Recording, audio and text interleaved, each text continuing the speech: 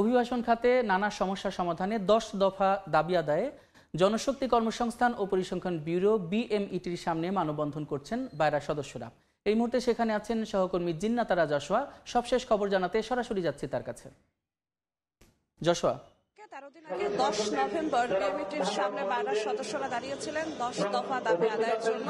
আজ আবারও তারা 10 দফা দাবি আদায়ের জন্য দাঁড়িয়েছেন। তাদের অভিযোগ, অভিবাসন খাত বর্তমানে নানান সমস্যায় জর্জরিত এবং তাদের রিক্রুটিং এজেন্সিদের যে ব্যবসা সেটি ক্রমান্বয়ে সংকুচিত হচ্ছে। তারা অভিযোগ করছেন বিএমইটির দিকে, তারা অভিযোগ করছেন প্রবাসী কল্যাণ মন্ত্রণালয়ের দিকে এবং তারা নানান অভিযোগ তুলে 10টি দাবি তুলে ধরেছেন। সেই 10 দফা দাবি মানার জন্য তারা প্রবাসী কল্যাণ মন্ত্রণালয়ের বিএমইটিকে আহ্বান জানাচ্ছেন। এর আগে যেমন বলছিলাম 10 নভেম্বর তারা একই দাবিতে একই জায়গায় মানববন্ধন করেছিলেন এবং এই 13 দিনে তারা তেমন কোনো আশ্বাস কর্তৃপক্ষের থেকে না পাওয়ায় তারা আবারও আজ এখানে আন্দোলন মানববন্ধন করছেন। এমনটাই তারা আমাদেরকে জানিয়েছেন। তাদের যে দাবিগুলো রয়েছে সেই দাবিগুলোর মধ্যে অন্যতম দাবি হচ্ছে যে মানব পাচার প্রতিরোধ আইন 2012 এবং অভিবাসী আইন 2013, এই দুটি আইনে বৈধ অভিবাসনের বিপরীতে কিছু ধারা রয়েছে। তারা বলছেন যে কিছু ধারা আসলে সাংঘর্ষিক হয়ে যাচ্ছে, যেগুলো বৈধ অভিবাসনকে মানব পাচার হিসেবে দেখাচ্ছে। তাই সেই সাংঘর্ষিক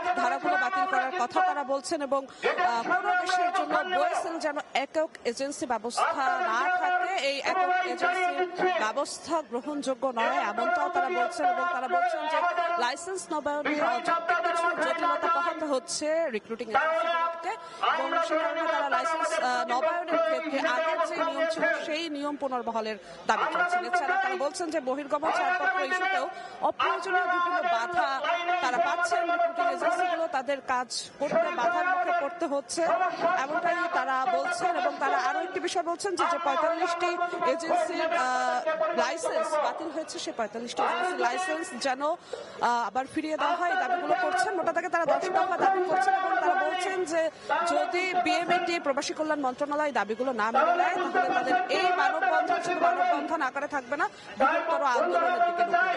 তো আমার কাছে এখন পর্যন্ত বিএমইটির সামনে থেকে এই ছিল সব। রাজধানীর জনশক্তি কর্মসংস্থান ও প্রশিক্ষণ ব্যুরো বিএমইটির সামনে থেকে যুক্ত ছিলেন সহকর্মী জিন্নাত আরা যশোয়া।